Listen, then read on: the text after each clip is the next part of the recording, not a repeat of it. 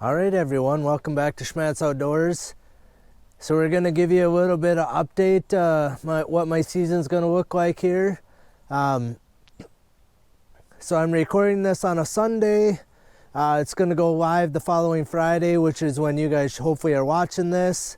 It will be the following Thursday, so it'll be next Thursday when I start my trap line.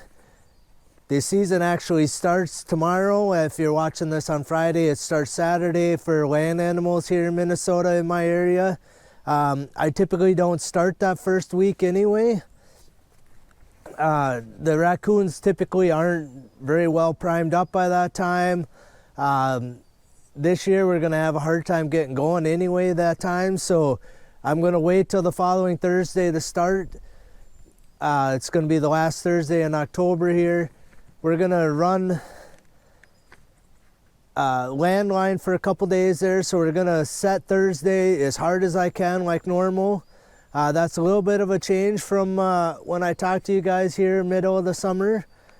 We're going to run at it as hard as I can.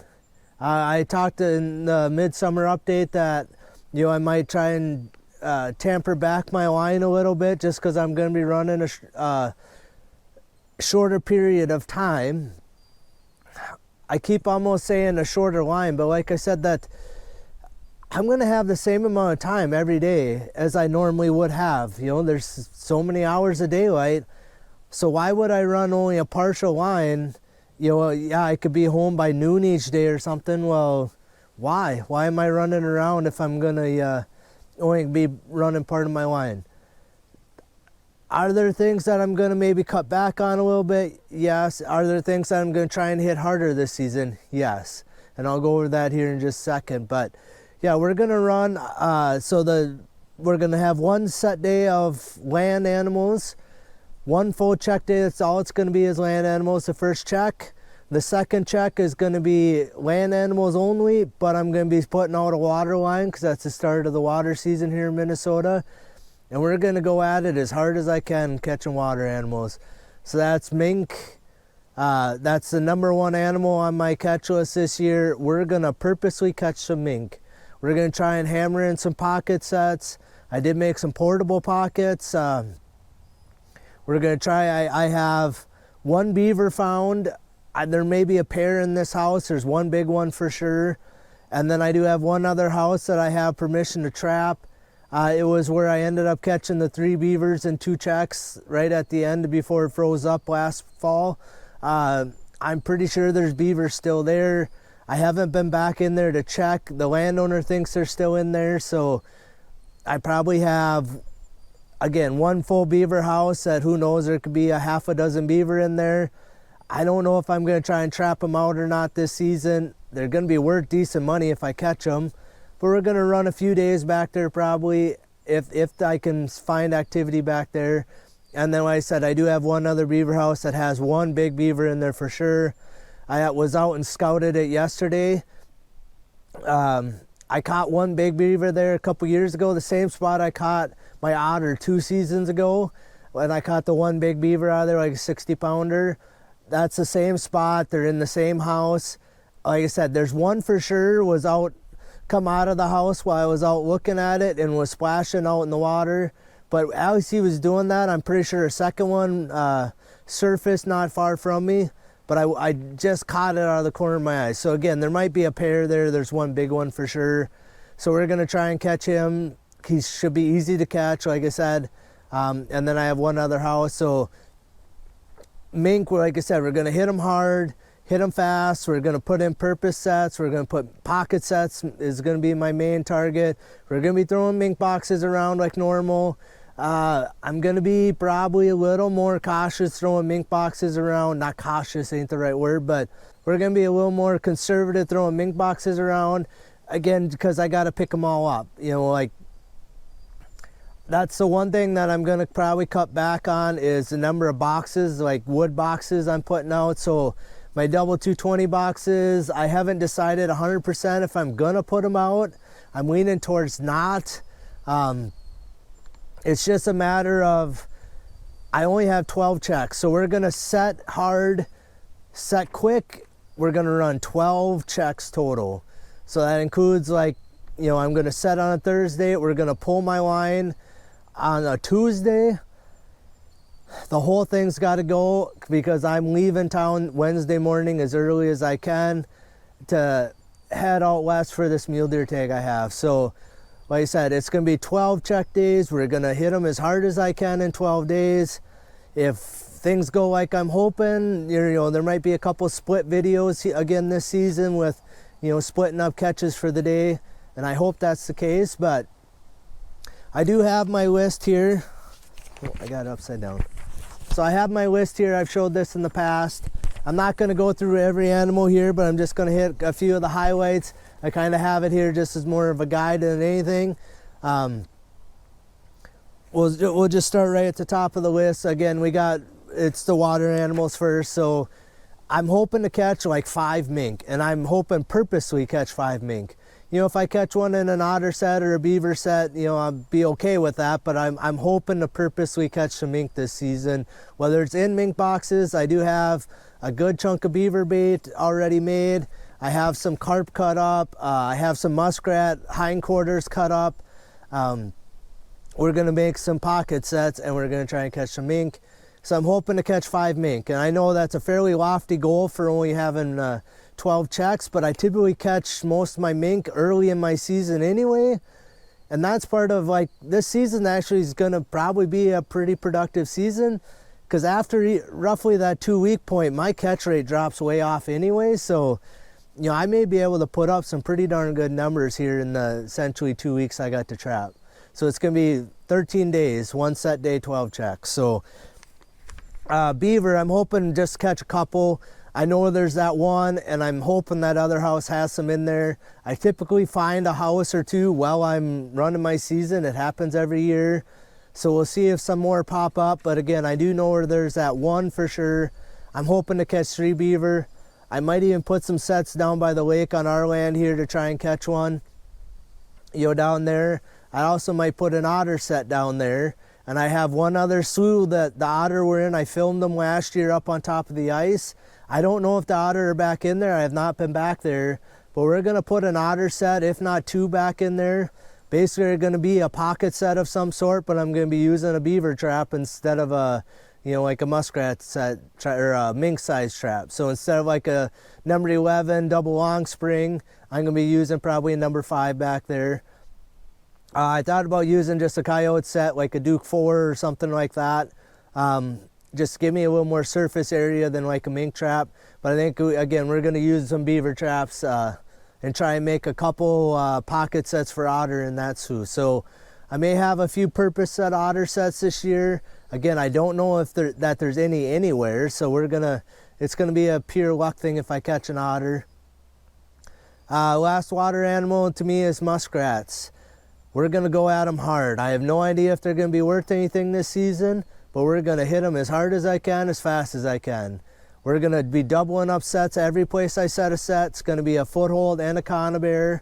And we're probably, some of these places, there are some huts popping up now around some of the sloughs. We're gonna hit, if there's huts around, we're gonna be putting sets close to the huts if I can get them there. And we're gonna probably gang set them. I mean, I may put, you know, in some of these bigger houses, I may put 4 sets around one house. We're gonna try, like I said, hit them hard, hit them fast. I'm hoping to catch about 100 muskrats. With that said, so you can see I'm wearing a stocking cap right now. It's 2 weeks before I'm gonna be going, 2 weeks before the season starts for water animals. It's been cold. It's been highs like in the low 50s. Low's been only like in the mid 30s. So, I mean, but the water is definitely cooled off in the last week even. And it's supposed to stay the same type of weather for the next about week and a half, looking at the 10-day. So that means the sloughs shouldn't be froze over at the start of the season, but if we get one cold snap in here, we get a few days like down into the 20s, I could have some trouble with ice. So like I said, we're not gonna fool around. We're gonna hit them as hard as I can on the first day of the season. We're gonna be spreading sets all over the place trying to pile up the muskrats this season.